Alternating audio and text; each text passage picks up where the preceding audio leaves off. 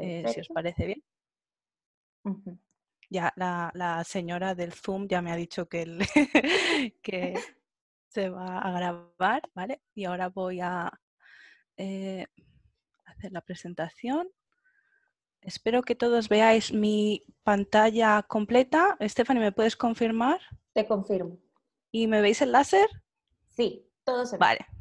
Bueno, pues muchísimas gracias por invitarme. La verdad es que lo que quiero hacer con esta charla es algo bastante eh, eh, personal y quiero que tengamos un poco un nivel bastante común en el que nos podamos preguntar cosas y yo os quiero contar un poco pues mi historia desde mi carrera hasta el puesto que tengo ahora y os quiero contar un poco lo que están haciendo personas de mi equipo, en qué están investigando, porque me parece que están haciendo cosas muy, muy relevantes y con ello espero inspiraros para que os planteéis acceder a esta carrera que puede ser biología de sistemas y ciencias de datos y que tengáis algunas ideas de cómo podéis hacerlo.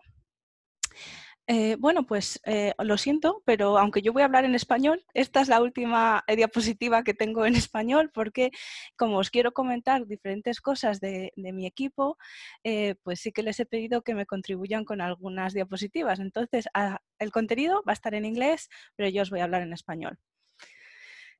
Bueno, y lo primero que quería hacer era presentarme un poquito, pues Stephanie ya ha dicho mucho, pero sí que me gustaría contaros pues de dónde vengo. Pues yo soy de León, de España, que está ahí en el norte, no es de las zonas más, turísticas, pero es muy bonito. Y yo ahí empecé mi carrera científica haciendo una licenciatura en biotecnología. En mis tiempos libres y en veranos hice un voluntariado en el departamento de genética y ahí empecé ya a trabajar un poco en un laboratorio. Trabajamos mayormente con plantas y mi proyecto era en lens culinaria, en lenteja, y las técnicas que usaba eran más electroforesis y PCR, que yo creo que son técnicas bastante básicas que cualquier biólogo molecular ha hecho en algún momento. Y mi actitud hacia la bioinformática y la programación era un poco aquí como el grito de Edvard Munch. Dios mío, no sé hacer nada, qué miedito todo, no sé si lo voy a hacer bien, hay demasiadas cosas que no sé. Eh, Cuando acabé la carrera, yo sabía que necesitaba mejorar el inglés y que quería una experiencia fuera, entonces apliqué a una de las becas Erasmus que están accesibles en Europa. De aquella había un homólogo para personas que venían del otro lado del Atlántico que se llamaba Amicus. Lo menciono por si acaso alguno está interesado y quiere mirar a ver si todavía estas cosas siguen vigentes. Y gracias a un contacto de las personas del voluntariado en el que estaba trabajando en mi carrera, me pude ir a la Universidad de Warwick a hacer unas prácticas de 3 meses. Estas prácticas la verdad es que estuvieron bastante bien y me llevé muy bien con mi jefe y me contrató durante un año para hacer un poco de trabajo de técnico en el laboratorio y seguíamos trabajando con plantas, pero esta vez estábamos trabajando con maíz y con Arabidopsis thaliana y ahí seguí haciendo las mismas técnicas que había aprendido antes, pero también aprendí otras nuevas, en particular algo de microscopía confocal y también un montón de cultivo in vitro y un poquito más de análisis de datos y de presentación. Entonces aquí mi actitud hacia la bioinformática todavía seguía siendo, me da miedo, pero bueno, le voy echando un ojo. Entonces en este punto yo me planteo, vamos a ver, voy a necesitar estas cosas, tengo que decidir, voy a siempre depender de otros para que las hagan por mí, que es una opción válida, mucha gente la elige, si no la eligiera la gente como nosotros que trabajamos en esto, no tendríamos tanto negocio, ¿no?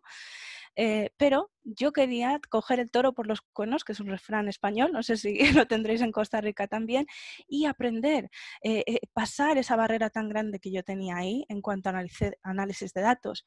Y tuve suerte porque había un programa en biología de sistemas, que era un programa 1+3, 1 para el máster y 3 para el doctorado, que venía totalmente subvencionado. Entonces, yo no me podía permitir hacer un máster tal cual, pero con una beca, con esta beca que pude acceder, pude hacer estos estudios. Y este máster fue realmente pivotal porque aprendimos no solo ámbitos de biología un poco más sobre ómicas y más globales, pero también introducción a la programación, introducción al modelado, que consolidaron aspectos teóricos que yo aprendí durante la carrera. Y en el máster tuvimos 2 proyectos, uno experimental y uno teórico, entonces también nos daba esa opción a aprender un poco más de práctico, ¿no? Cómo utilizar ordenadores realmente para hacer ciencia. Entonces ahí, bueno, pues fue una decisión de vamos a romper este miedo y vamos a seguir adelante. Y durante el doctorado ya me metí a hacer un doctorado en Plasmodium falciparum, malaria, en colaboración con la Escuela de Enfermedades Tropicales en Liverpool. Y aquí sí que es verdad que aprendí un montón de técnicas moleculares, cultivos celulares, más microscopía, pero empecé a hacer ómicas también. Entonces, la habilidad de poder analizar los datos que vienen de ómicas o de High Content Imaging de una manera muy robusta y reproducible requiere que sepas programar. Entonces ahí sí que pasé muchísimo tiempo aprendiendo cómo hacer estas cosas mejor y rompiendo totalmente ese miedo hasta que yo ya me sentía a gusto con lo que estaba haciendo. Y en ese punto yo me doy cuenta de que realmente lo que a mí me parece más excitante del mundo científico es cuando una vez ya has hecho todos los experimentos y tienes tus datos y ahí llega el momento de poner el puzzle junto, ¿no? ¿Qué pieza es la que me falta y cómo voy a solucionarlo? Entonces yo quería dedicarme a algo que me permitiera siempre mirar a los datos, que no requiriera estar en el laboratorio y que pudiera permitirme trabajar en diferentes proyectos que pueden ser de diferentes tipos. Y ahí es como apliqué a este puesto en el centro en el que trabajo ahora. Empecé como una analista y ahí lo que estábamos es analizando datos de otra gente que viene con experimentos e intentamos hacer la estadística, el modelado, los gráficos y colaborar en publicaciones. Y con los años, pues bueno, empecé a tomar más responsabilidades y ya este año estoy confirmada como la manager del centro y lo que hago es coordino toda la facility y también hago algo de investigación. Entonces, parte de mi trabajo es administrativo. Por suerte, como trabajamos todo con ordenadores, la pandemia no nos ha afectado. Hemos seguido trabajando a tiempo completo y incluso hemos tenido más demanda.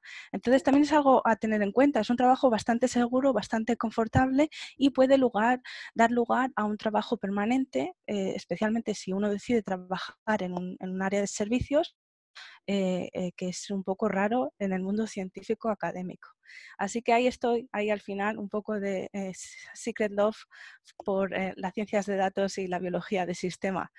Esta transición que veis aquí de el miedo infernal a algo en lo que me siento muy a gusto y lo que me gusta, es una transición que yo creo que cualquier persona puede hacer, porque yo no requerí nada especial, simplemente ha sido trabajo, motivación e intentar seguir ese sueño, ¿no? Así que todos podéis plantearos hacerlo. Bien, entonces, ¿por qué os he contado todo este rollo sobre mi vida? Estaréis pensando, por Dios, esta mujer. Esto es porque realmente ilustra algunas de las lecciones que uno ha aprendido durante este tiempo, y es que en biología moderna o incluso en biomedicina, en cualquier cosa que estemos investigando, ya no podemos hacer simplemente el experimentito, irnos a hacer una estadística simple, publicar y ya está. La mayor parte de los proyectos van a requerir que se procesen datos de alta complejidad.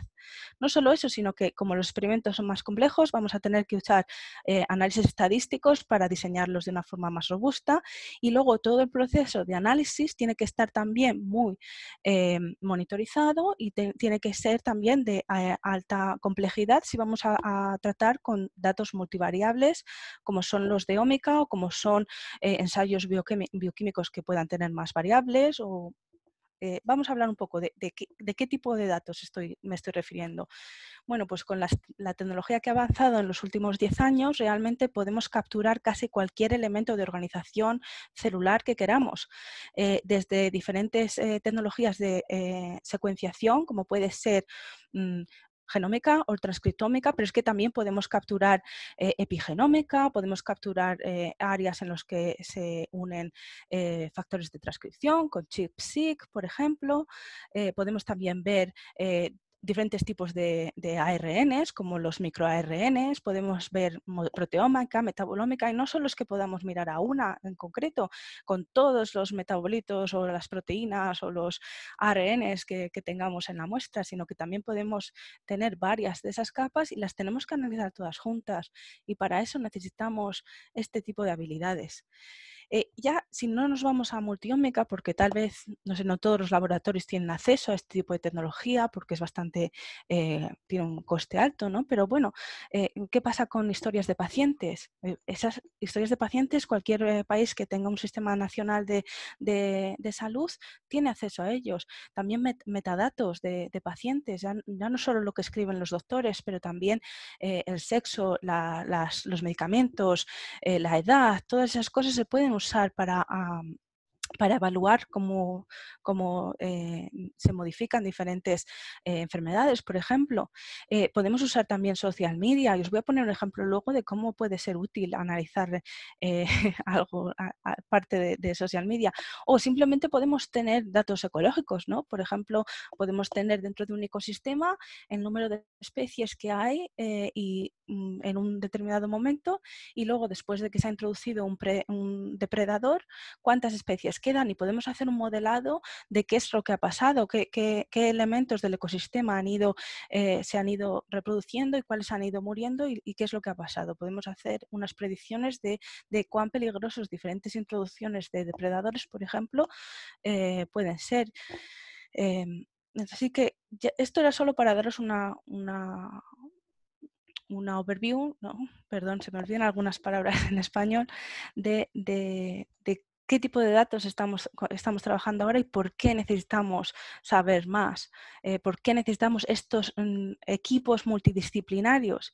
Y es porque vamos a necesitar nuestro conocimiento del campo, y este es el círculo dentro de este diagrama de Venn en el que la mayoría de vosotros estaréis, pues habéis estudiado vuestra biología, vuestra biotecnología, cualquiera que sea vuestro área, perhaps incluso, quizás tal vez estáis especializados un poquito más, igual estáis interesados en una proteína en particular o en un organismo en particular y sabéis un montón de ello, pero es que cuando hagáis vuestros experimentos, o cuando incluso no podáis hacer experimentos, pues porque sabemos cómo están el tema de financiación en nuestros países, ¿no?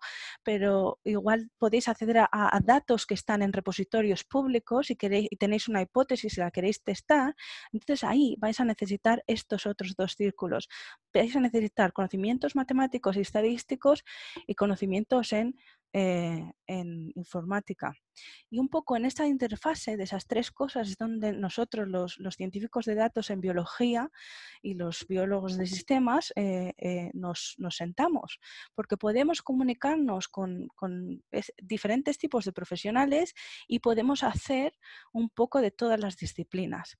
Entonces, cogemos todo junto y podemos realmente mover esos proyectos un paso más, darles un poquito más que tendrían de no estar ahí.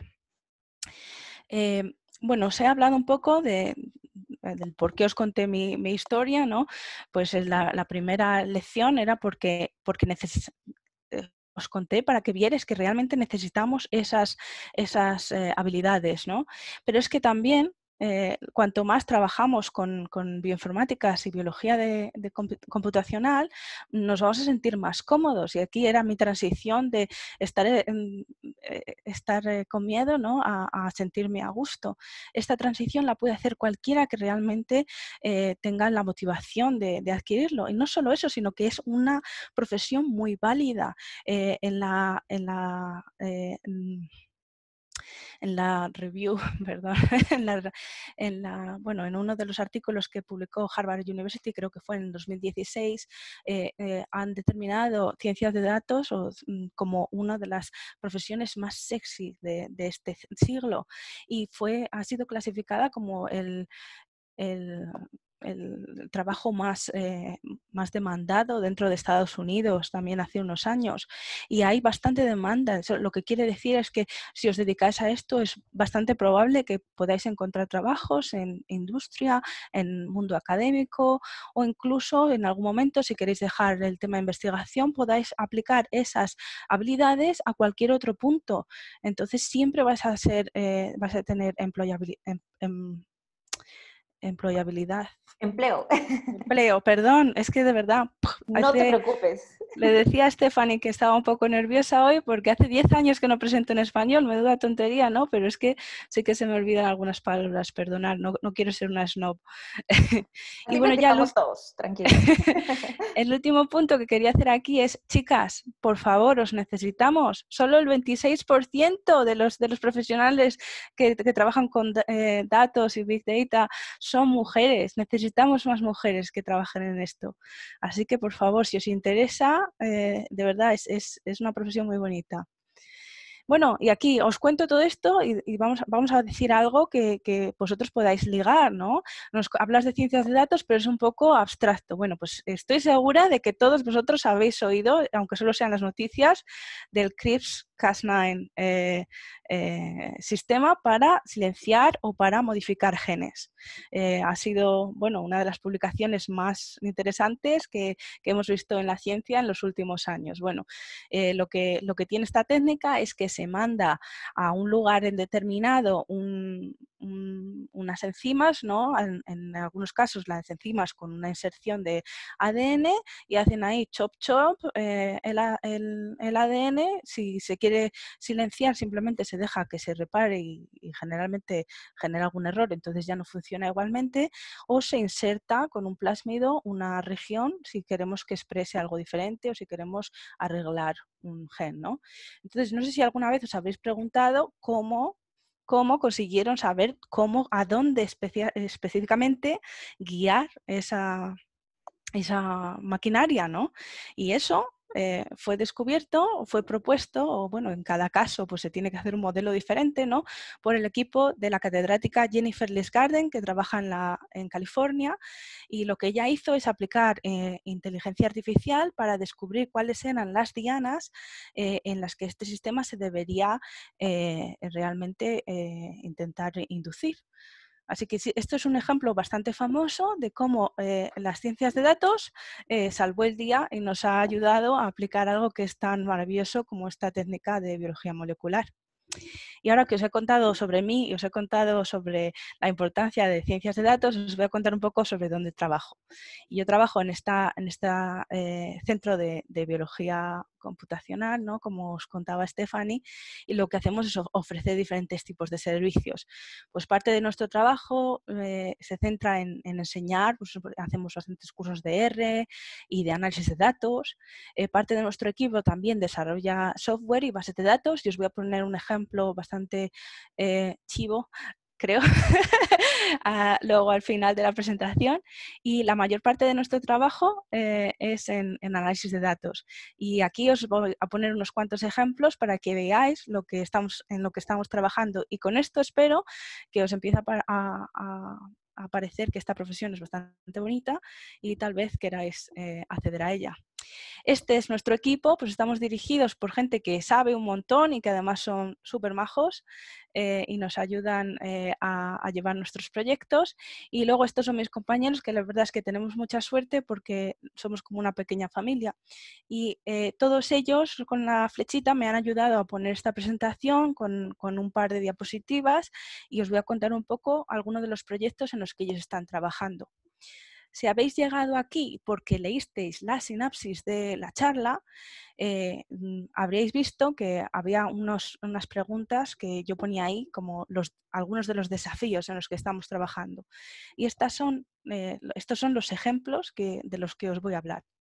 La primera pregunta era, ¿podemos mejorar los diagnósticos y el tratamiento de enfermedades usando tecnologías de ómicas? Y bueno, para este os voy a poner 3 ejemplos. El primero, vamos a hablar del uso de nuevas tecnologías para mejorar práctica clínica, o directamente casi en la zona de operaciones. El segundo ejemplo va a ser cómo podemos usar nuevas tecnologías ómicas para mejorar diagnóstico, en particular en esclerosis múltiple. Y el último es un poco un proyecto que está empezando, pero que es muy bonito y muy interesante, de cómo podemos encontrar biomarcadores usando microRNAs, en este caso, para predecir daños de medicación. Bueno, pues si nos vamos al primero, y la verdad es que realmente os quería hablar de esto porque esto fue una tecnología que de verdad blow my mind cuando la vi por primera vez en una conferencia metabolómica en 2015. Se llama el iKnife, el bisturí inteligente, y fue desarrollada por el profesor Zoltán Katas en Imperial College London. Este bisturí inteligente lo que es un pequeño espectrómetro de masas ligado a un bisturí. Este bisturí, en vez de simplemente hacer un corte en el tejido, lo quema un poquito y esos vapores que salen, esos compuestos volátiles, los captura el espectrómetro de masas, lo lleva a la máquina donde se leen realmente las diferentes moléculas que hay en la muestra.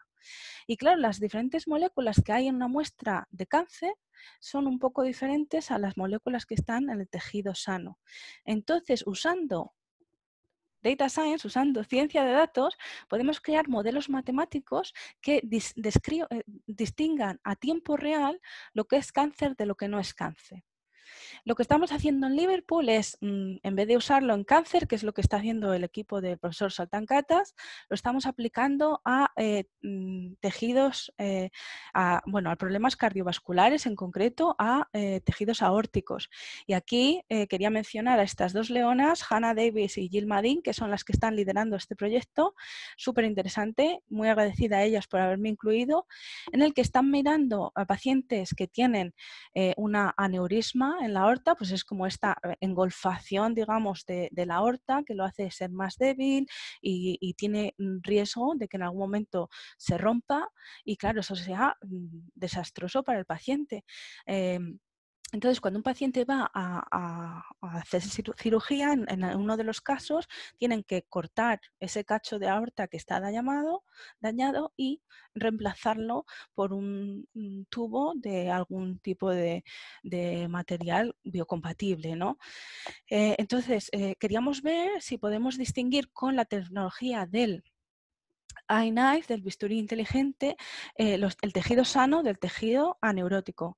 Y hemos creado un modelo matemático que no tenemos muchos pacientes, pero con los pacientes que tenemos sí que nos permite separar los dos grupos con una precisión del 96,3%. He tenido que mirar el número que no lo veía en mi pantalla pequeña. Entonces, esto nos da esperanzas para decir que podemos usar esta técnica también en clínica para pacientes cardiovasculares.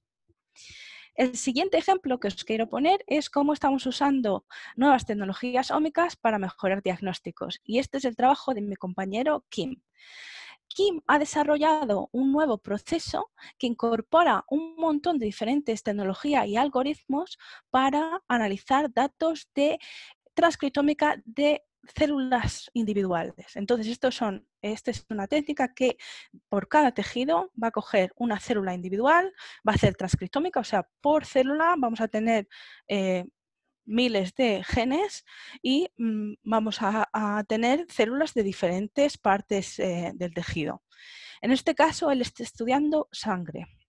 Entonces vamos a tener células B, células T, vamos a tener NK, natural killer células, ¿no? Y él lo que está haciendo es estudiar estas células y, bueno, no hace falta que os prestéis mucha atención a los detalles aquí, pero mayormente lo que está haciendo es coger muestras de sangre de pacientes que tienen esclerosis múltiple. La esclerosis múltiple es una enfermedad autoinmune, ¿no? en el que el sistema inmune no reconoce la mielina que cubre las neuronas en el cerebro y en cualquier nervio, digamos, del cuerpo, y lo empieza a atacar. Muchas veces para un diagnóstico seguro del momento en el que está el paciente hay que hacer una punción lumbar y sacar fluido de cerebroespinal. Esto es bastante invasivo, entonces lo que Kim está investigando es si podemos mirar con esta tecnología a diferentes poblaciones de células dentro de la sangre y ver diferencias entre pacientes que están sanos y los que tienen esclerosis múltiple. Y lo que sí que ha visto es que es capaz de identificar dentro de las diferentes poblaciones de células, pues como veis aquí, células B o células natural killer, subpoblaciones de células que son más prevalentes en gente que tiene la enfermedad. Y en otro tipo, por ejemplo, en CD4 positivas o en otros linfocitos T no especificados, que hay poblaciones de células más abundantes en pacientes que no tienen múltiple esclerosis. Y esto, bueno, todavía está un poco lejos de que se pueda aplicar per se, pero podéis empezar a ver el potencial que esto puede tener, porque si podemos simplemente mirando a sangre ver un poco no solo si un paciente puede o no tener esclerosis múltiple, pero también igual en qué estadio de la enfermedad está, puede ayudar a muchos pacientes no tener que pasar por esa técnica tan invasiva. El último ejemplo dentro de ese primer punto es el uso el descubrimiento de biomarcadores para cómo de seguras son diferentes drogas, diferentes fármacos.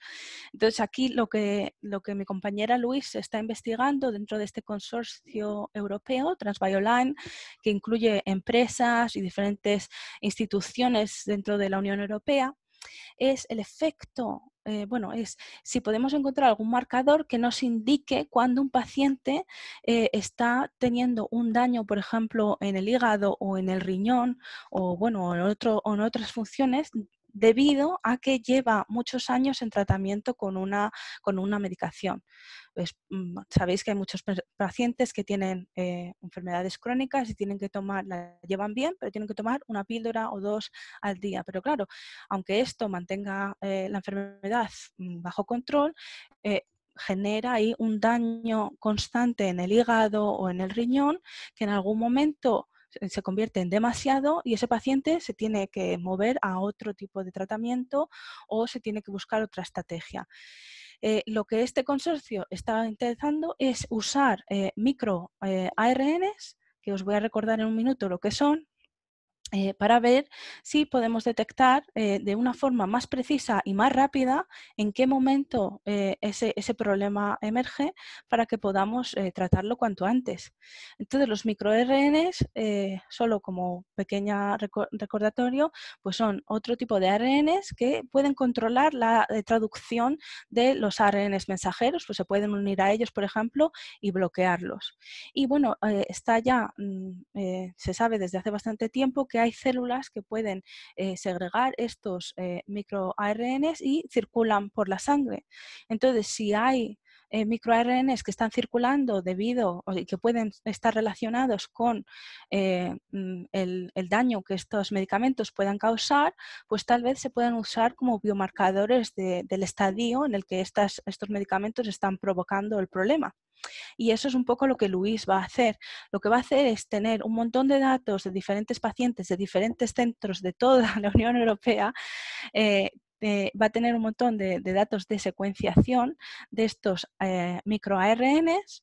Va a hacer aquí un modelado basado en biología de sistemas, usando redes y usando inteligencia artificial.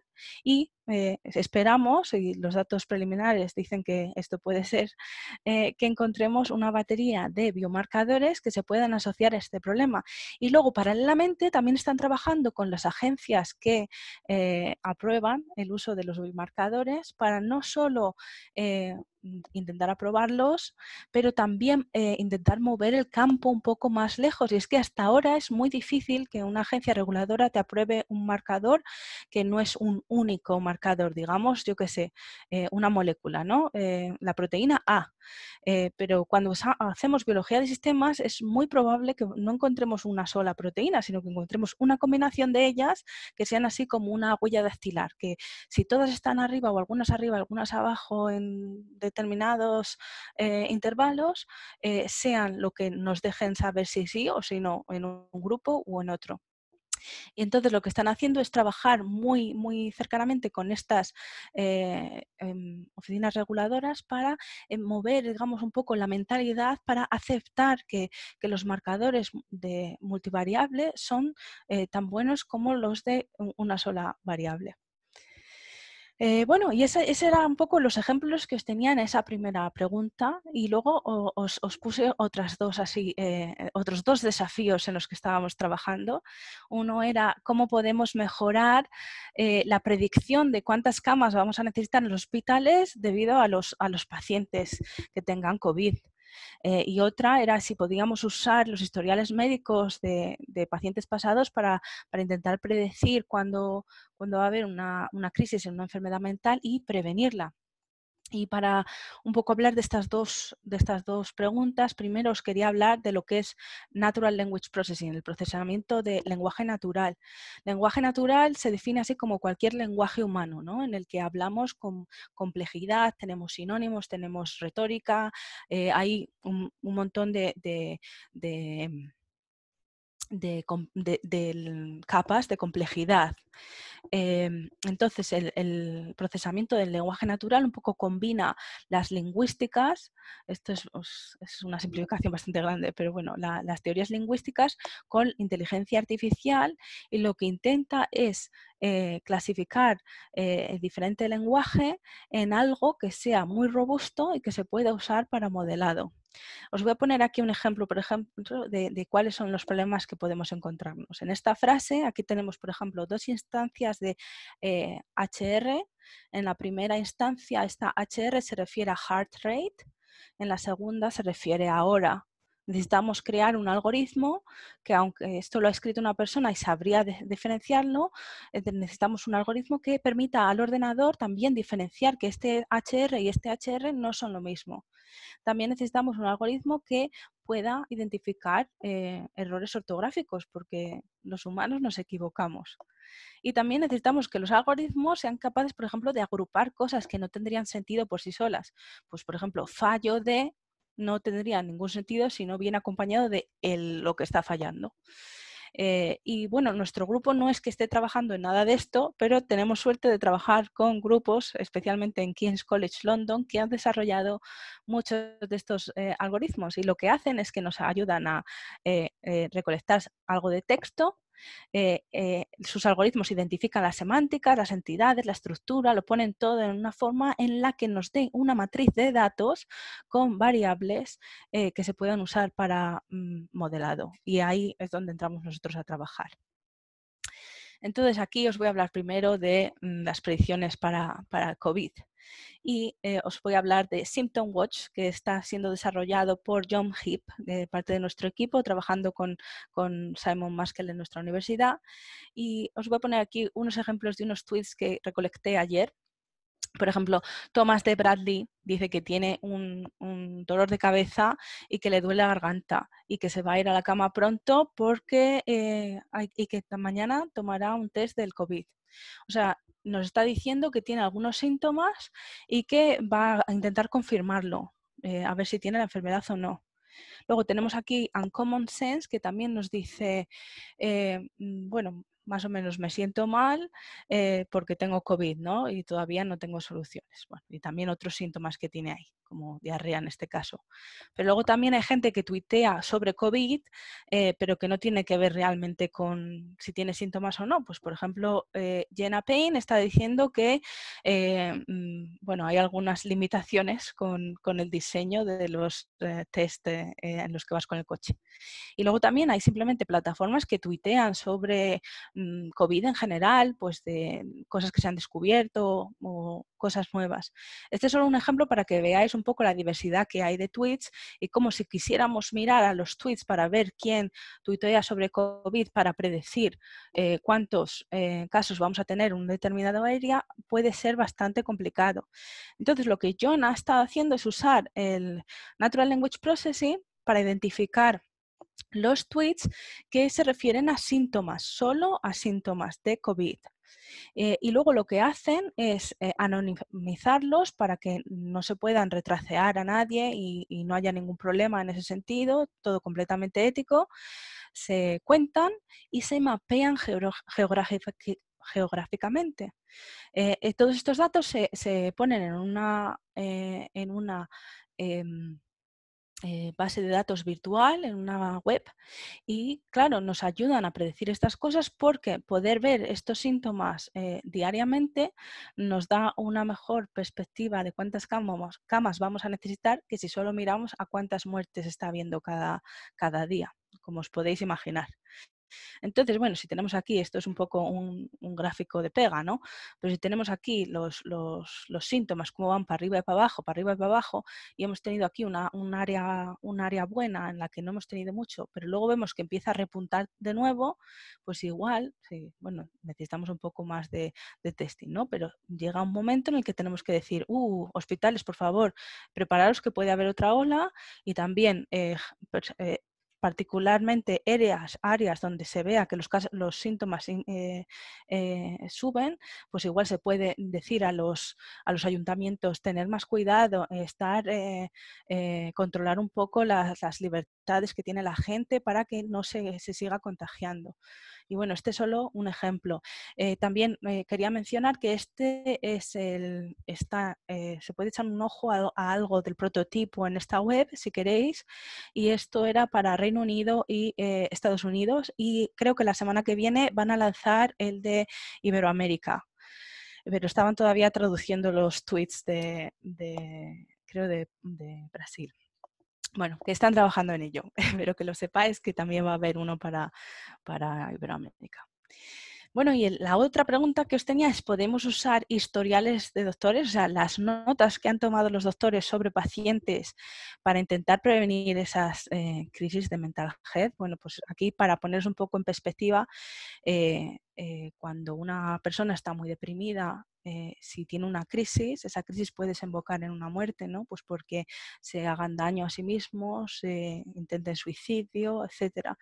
Y en muchas ocasiones el hecho de que un doctor o una enfermera vea a la persona a tiempo puede tener un impacto masivo en que esa persona vaya hacia otro punto y pueda pues no pasar por eso, ¿no? Ir en esa dirección. Entonces, lo que mi compañero Arturo está trabajando es en un proyecto que se llama BERT, que está en colaboración con King's College London, que son los que han desarrollado los algoritmos para el Natural Language Processing, y con una compañía y muchos hospitales. Y lo que estamos intentando hacer es coger estos historiales médicos de más de 10 años, se están todos anonimizando para que no haya problemas éticos, y luego, una vez que los tenemos en un proceso que es seguro, que esto nos lo da la compañía Ames, se aplican estos algoritmos y conseguimos tener ahí las variables con las que podemos hacer algo de modelado. Y lo que Arturo está haciendo realmente es este paso. Está creando modelos matemáticos que nos permitan predecir cuándo un paciente nuevo puede tener una crisis, al menos la probabilidad de que esa crisis exista. Y la idea, ahora que estamos en esta fase, es que si podemos aplicar esto en clínica, un paciente determinado podemos entrar sus datos en este, digamos, modelo y tener una probabilidad de de cuál es el riesgo de que tenga una crisis. Si el riesgo es muy alto, entonces podemos decir, venga, vamos a poner la siguiente cita antes para prevenirla. Si el riesgo es bajo, pues mantenemos la cita en el punto en el que la teníamos. Y bueno, espero que todavía estéis aquí, que no estéis muy aburridos. Estoy casi en lo último. Un poquito más, un ejemplo de software. Y aquí os hablo del trabajo de mi compañero Tony, que ha desarrollado este software que es totalmente gratuito. Está ahora en versión beta. Si os apetece echar un ojo o pedir una prueba, podéis ir ahí. Y bueno, lo que permite este software es visualizar datos de espectrometría de masas acoplado a cromatografía líquida. Y bueno, estos datos son bastante variables, sobre todo entre diferentes réplicas, y está muy bien el poder visualizar los picos que tenemos en todas las réplicas o en todas las condiciones para ver cómo de variables son y determinar si un área en particular es muy robusta y vemos los cambios muy acentuados, o igual nos tenemos que fiar un poco menos. Bueno, y aparte de eso es bastante cool verlo, ¿no? O al menos a mí me lo parece. Y bueno, espero que ahora estéis ya bastante convencidos de que ciencias de datos es bastante cool. Ya los últimos ejemplos que tengo, una de las últimas publicaciones que tenemos, esta es una publicación en colaboración con la Universidad de Manchester, en el que hemos estado mirando a lo que pasa a las células de cáncer de mama cuando se exponen a los tratamientos más comunes. Y es que, no sé si sabréis, pero bueno, a los 5 años de que una mujer haya pasado tratamiento, es muy probable, la mayoría de mujeres tienen hasta un 70% de probabilidades de que el cáncer vuelva y se regenere.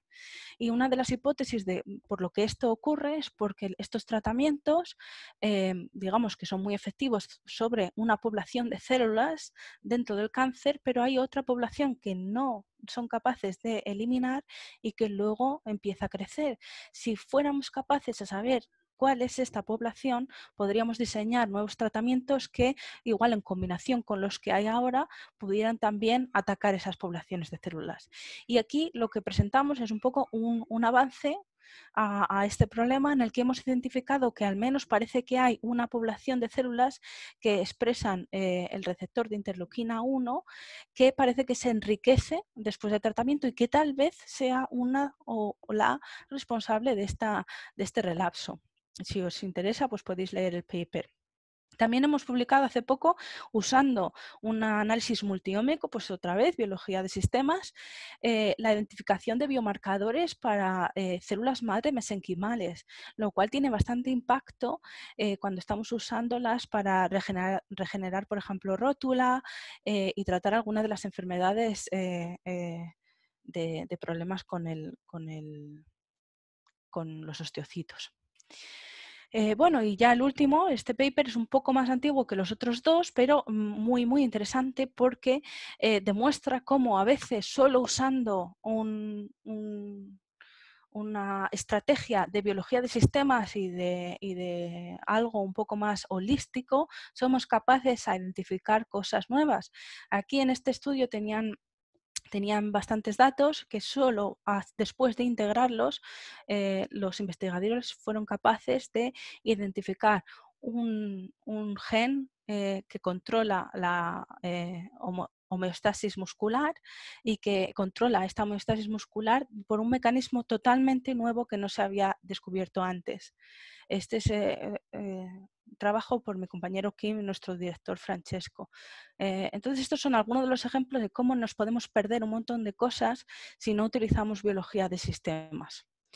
Y yo creo que esto es todo. Os he dado ya bastante aquí la chapa, digamos, durante casi 45 minutos. Espero que no estéis muy aburridos.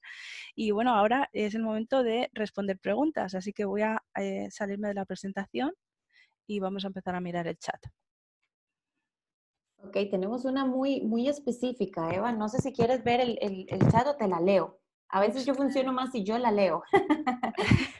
Pero bueno, porque estoy todavía peleándome con la presentación. Vale, va, sí. te la leo. Igual, antes de quizás proceder a las preguntas, pues te voy a agradecer como 7 veces, ¿verdad? Pero muchas gracias. De verdad es una charla que yo estaba esperando montones. Es un tema muy interesante, la verdad que está muy en boga y que al menos aquí en Costa Rica creo que está empezando a tener mayor fuerza, ¿verdad? Hay como una efervescencia quizás. Entonces Sí. nos pregunta Fernando Morales de la UCR, bienvenido. Dice, no me queda claro la relación entre los tweets y la predicción de cuántas camas se requeriría en los sistemas de salud. Pues el hecho de que alguien presente síntomas o indique que tiene síntomas relacionados al COVID no necesariamente indica o sugiere que va a requerir de asistencia a un hospital. Eso podría llevar a gastos innecesarios. Cierto, pero no es que estemos diciendo, como todas estas personas tienen síntomas, tienes que preparar todas estas camas. Pero bueno, sabemos un poco los porcentajes dentro de las personas que tienen la enfermedad que van a requerir asistencia de cuidados intensivos realmente, ¿no? Entonces, usando, digamos, esos números, se pueden hacer las proyecciones de cuál es el porcentaje dentro de esas personas que están reportando síntomas y dar una probabilidad de que la probabilidad de que necesites más camas en las siguientes 2 semanas ha aumentado. No estamos realmente trabajando con algo que sea blanco y negro, tantas camas vas a necesitar.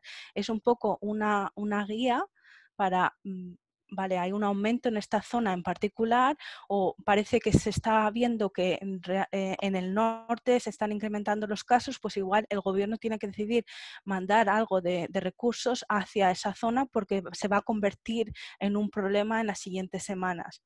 Entonces, estos son solo guías realmente, no es algo blanco o negro. Claro, quizás es utilizar herramientas no, quizás utilizar datos que están ahí, allí flotando, ¿verdad? Y darles una contextualización, quizás. Sí, bueno, también debería decir que todos estos también se están acoplando con los modelos epidemiológicos que está desarrollando el Imperial College London. Entonces van los dos acoplados. Es solo una parte del proyecto. Ah, ok. Gracias, Eva. Tenemos otra pregunta de Dario de la UNA. Bienvenido. Dice, ¿qué herramientas considera importante conocer para alguien que quiere entrar a una maestría en biología de sistemas? Por ejemplo, menciona lenguajes, programas, etcétera. Y dice, excelente charla. Oh, muchas gracias. Y bueno, pues me acabo de acordar que con los nervios de acabar, realmente me quedaba una diapositiva que realmente contesta a esa pregunta. Dale. Entonces, vamos a ver, espero que la veáis. Entonces, esto es un poco mi recomendación de qué es lo que tenéis que hacer si os queréis meter en esto. Entonces, lo primero, os vuelvo a poner aquí este diagrama de Venn. Entonces, si estáis por aquí, os tenéis que mover hacia esta zona para ganar de estas dos cosas a la vez. Lo primero yo diría, tenéis que aprender a programar. En especial yo recomendaría aprender R, que es gratuito, bueno, también es Python, ¿no? Pero hay un montón de recursos online y hay un montón de paquetes que se han diseñado especialmente para analizar datos de biología, realmente. Y hay un montón de cursos gratuitos que podéis acceder en Coursera, por ejemplo, en edX, Udacity. Nosotros también ofertamos algunos, aunque no son gratuitos, y luego también hay algunos eventos que están muy bien para no solo familiarizarse más con el ambiente de R, pero también para ver lo que otra gente está haciendo y cuáles son los paquetes que más les gustan. Y, por ejemplo, hay una conferencia que RStudio está organizando en 2021 que va a ser gratuita y online, que tal vez os interese también echar un ojo. Lo segundo que tenéis que hacer es expandir ese conocimiento de modelado y de estadística. Y esto, aunque pueda parecer demasiado, ¿no? Pero bueno, la mayoría de los cursos que son de análisis de datos o de ciencia de datos están un poco acoplados estas dos cosas porque una no puede venirse en la otra. Es muy peligroso empezar a usar programas sin saber lo que están haciendo por detrás. Esto se da también mucho a que tengamos muchos problemas con gente que encuentra un poco de código en una página, lo empieza a usar sin saber lo que hace y luego tiene modelos que parece que funcionan muy bien, pero son totalmente inválidos. Luego, no podéis dejar el otro círculo, desafortunadamente también tenéis que seguir leyendo, pues leyendo papers, leyendo libros, manteniéndonos un poco sabiendo lo que está ocurriendo en nuestro campo. Y luego a mí la que me parece más importante es colaborar y no solo pedir, o sea, pedir ayuda cuando la necesitéis, porque hay gente muy buena ahí que os va a ayudar, pero también dar esa ayuda. Yo he aprendido mucho, en algún momento, no sé cómo ocurrió, pero yo me convertí en la persona en mi oficina que más sabía pues, de cómo hacer análisis y hacks y demás. Y pues mucha gente venía a mí a preguntarme, pues yo aprendí un montón ayudando a la gente, pues porque sabes un poco más, puedes ir, mirarlo, aplicarlo y esa colaboración pues realmente me dio un montón de experiencia. Y si podéis, y ya sé que esto es un lujo, hacer un poco de voluntariado en algún proyecto, igual alguien os puede enseñar algo y vosotros tomáis las riendas de algo y lo desarrolláis en vuestro tiempo libre. Ya sé que eso es un poco dependiendo de las circunstancias de cada uno, porque en muchos casos tenemos que estudiar y trabajar a la vez para poder costearnos todo. Pero bueno, vosotros sabéis, a veces, ¿sabes? Una tarde menos de Netflix hace que avancemos un montón en el campo. Pero para mí, por ejemplo, lo que fue pivotante fue hacerme unos cuantos cursos en Coursera y luego empezar a hacer práctica en mis datos y en los datos de mis compañeros. Así aprendí un montón. Muchas gracias, Eva. Yo debería quiero decir públicamente que Eva me ayuda a mí montones con mis datos del doctorado, así que una de las razones también de agradecerle y bueno, que estés acá. Tenemos una pregunta muy interesante, pero creo que esa quizás es muy, muy entre vos y la persona que pregunta. Pregunta Mats, no sé pronunciarlo, perdón, Correa Casotti, de Brasil. Interesante, de verdad, tener a alguien de Brasil. Y dice Sí, que le muy bien. gustaría saber si tiene posibilidad de realizar colaboración en muestras biológicas de cáncer con vos. Entonces, quizás a esta persona le recomendaría que te escriba directamente a vos, Eva. Sí, Eva nos sí, brindó sus links y sus correos pues, y demás. sí, sí, sin problema. Podemos hablar un poco ya fuera de esta plataforma, un poco de los específicos de qué datos o de qué muestras tienes y sí, ver lo que podemos hacer. Y luego una pregunta que quizás aplica para muchos y muchas.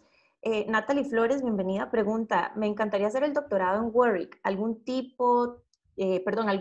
consejo, algo respecto a becas? Y Eva, yo creo que esa es una pregunta que aplica para muchísimas de las personas que tenemos acá. Muchos reconozco que son estudiantes, algunos son lo que llamamos undergrad, ¿verdad? Que son de bachillerato. En Sí. Costa Rica tenemos cuatro universidades públicas, pero a nivel de posgrados, ¿verdad? Maestrías y doctorados, la oferta es chica. Creo que en algún momento te comenté. Entonces, obtener doctorados es usualmente algo que se logra fuera de Costa Rica. Y Sí, pues los costos son altos y demás, ¿verdad? Entonces, el tema de becas es algo que me imagino le interesará a muchos. sí, pues es muy importante. Yo nunca hubiera podido hacer un máster si no hubiera sido por la beca realmente. Y bueno, hay bastantes universidades que tienen algún tipo de programa que tiene algo de subvención. En particular en Reino Unido, las entidades públicas que dan funding para diferentes estudios tienen, digamos, unos temas prioritarios en los que quieren invertir y quieren formar a la gente nueva, ¿no? Cuando a mí me tocó, biología de sistemas estaba emergiendo y querían rápidamente tener, digamos, una nueva generación de científicos que pudiera hacer eso. Y por eso había bastante dinero para formarnos en eso.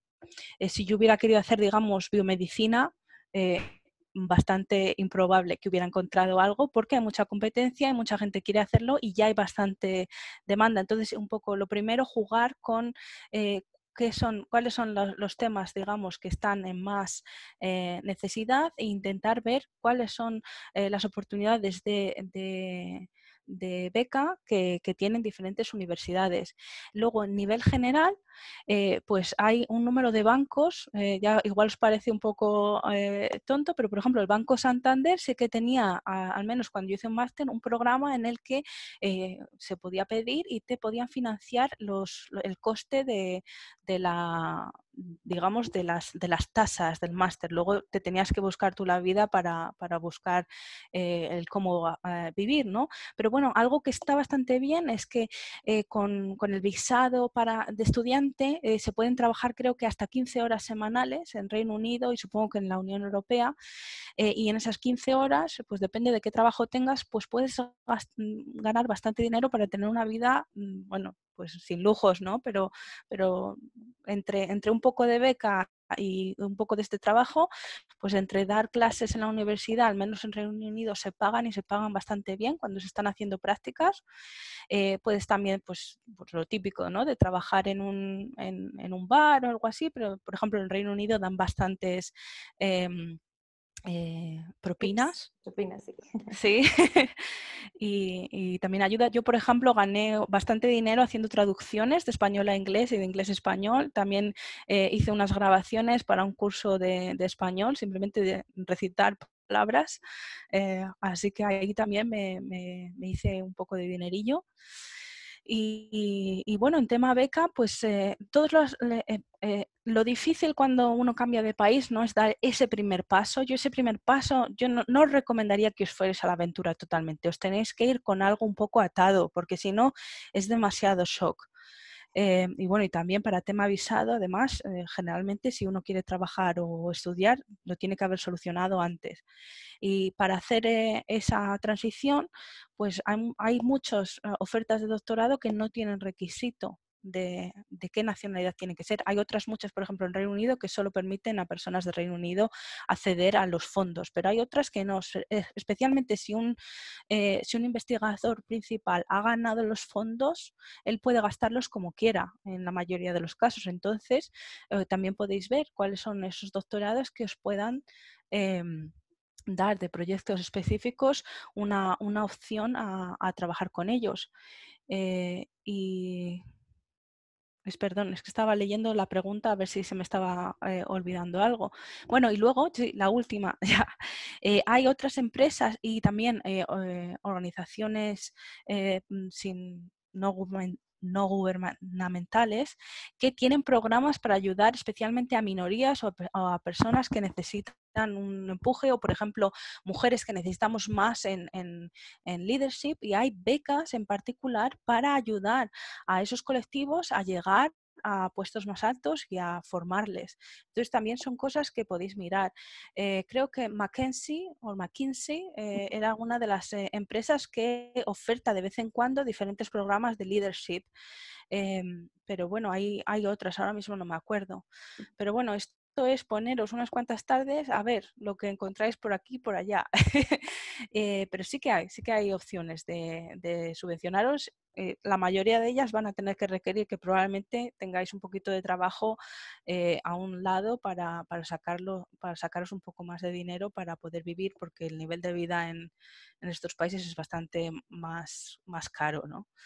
De hecho, yo quizás quería aportar a lo que dijo Eva. Sí, digamos, quizás muchos piensan en Europa, Estados Unidos, ¿verdad? Al menos en lo que es Reino Unido. Nosotros como costarricenses podemos trabajar 20 horas semanales. Es un 20 horas, mucho 5 horas mejor. más, sí, es un pelín más. Y lo que menciona Eva me parece sumamente importante rescatarlo y gracias por mencionarlo. De hecho, aquí en Costa Rica se abrieron, si no me equivoco, 2 convocatorias hace un mes atrás quizás. Una es de IBM y la otra es justamente de McKinsey. Esas, bueno, chicos, lo lamento, son específicas para chicas, ¿verdad? Pero pues bueno, que la idea es, como decía Eva, ¿verdad? De nivelar y equiparar esos porcentajes de chicos y chicas. Eso no significa que estén exentos, no, ya hay programas que son generales, ¿verdad? Pero las mujeres tienden a aplicar menos. Entonces, sé que se abrieron 2 convocatorias de IBM y otra de McKinsey para diferentes líneas, como lo que dice Eva, de entrenamiento y preparación. Y quizás yo también lo que quiero aprovechar ahorita es para decirles a todos y a todas, ¿verdad? Que hay muchas opciones, ¿verdad? El hecho que el mercado en Costa Rica, tanto a nivel de investigación como a nivel comercial, no esté empapado de esta línea, más bien es una oportunidad, porque quiere decir que el mercado no sabe que los necesita, pero cuando ustedes estén listos les van a decir al mercado, me refiero al mercado tanto a nivel académico como a nivel industrial, ¿verdad? Sí. Aquí estamos, ¿verdad? Y estamos entrenados. Y también creo que eso es importante y es algo que me encanta de la charla de Eva, que empecé en ese proceso, ¿verdad? Que empiezan muchos que dicen, tengo pánico, no sé cómo hacer esto, R me asusta, etcétera, etcétera, ¿verdad? Es decir, de ir poco a poco e ir agarrando ese perfil y ya con esas herramientas y habilidades buscar opciones. Sí. Y bueno, tener en cuenta que si vosotros queréis conseguir algo, lo vais a conseguir. O sea, no hay... todas estas personas que llegan a conseguir algo no tienen nada especial. Hay gente, es verdad, que está en una posición más desfavorecida, pues igual su familia no le ha podido apoyar tanto para tener estudios, ha tenido que igual trabajar y pasar algo de dinero en casa. Estas cosas ocurren y va a ser más difícil, pero se puede llegar ahí. Así que no lo dejéis si de verdad tenéis pasión sobre esto.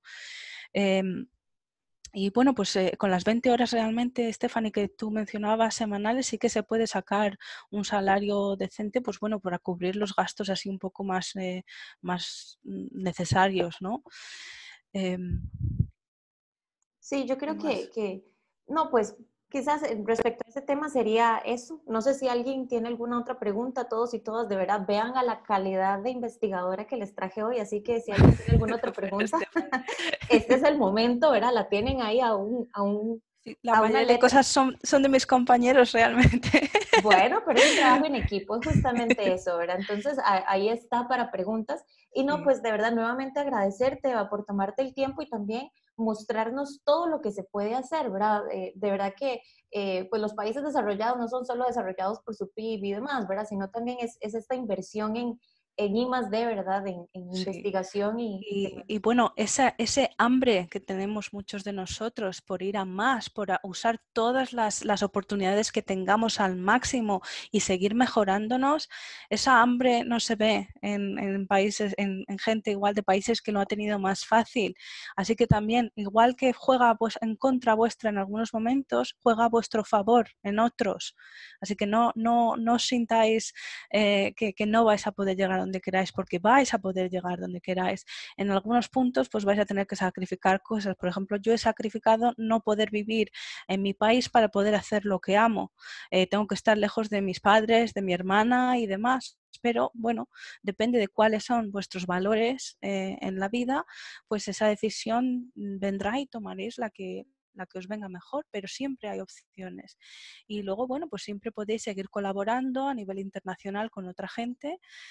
Muy importante eso, siempre mantener el contacto con la gente buena que conozcáis. Pues, por ejemplo, en mi caso, mantener el contacto con Stephanie es algo que tiene que seguir manteniéndose y espero volver aquí a hablaros de otras cosas o a hacer simplemente tomarnos un café juntos, Ah, pero sí, sí. mantener esa red de gente que habéis conocido y con la que podéis construir algo. Y no os olvidéis también nunca que una vez que tengáis ciertas habilidades y seáis profesionales y os sientáis bien, siempre está la opción de montar una empresa, aunque sea pequeñita.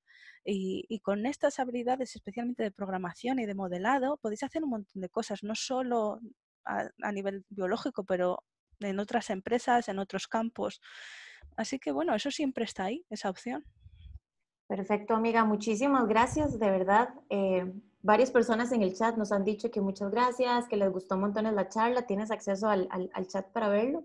Pero de Muchas verdad, gracias a nuevamente, todos. agradecerte. Voy a poner aquí mi video para que me veas la cara. Muchísimas gracias, de verdad. Ha sido una charla muy enriquecedora, tanto a nivel de contenido científico como de motivación, diría yo. Apuesto que muchos estaban ahí anotando de términos nuevos, links, papers, etcétera. Así que te agradezco montones por compartir todo eso con nosotros. Muchas Muy gracias por motivante, invitarme. dice Sergey, muy motivante. Muchas gracias. Sí, la verdad sí. Eva es una dragona, le digo yo. Así que, Bueno, amiga, un placer para mí, para mi laboratorio. Stephanie Sánchez es estudiante asistente de laboratorio y hay otros chiquillos que veo por acá que están incorporándose. Así que agradecerle a Stephanie también, que me ayuda montones con todo lo que es la coordinación, los artes y demás. Ella forma parte de estas charlas, ¿verdad? Es coorganizadora.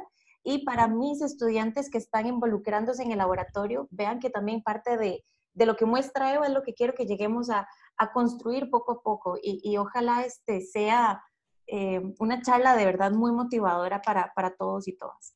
Así que muchas gracias y bueno, pues les deseo a todos lo mejor y bueno, espero que volvamos a estar en contacto en algún momento. Definitivamente, amiga. Que pases una hermosa noche, que para Eva ya es un poco tarde, ¿verdad? Son como 8 horas de diferencia.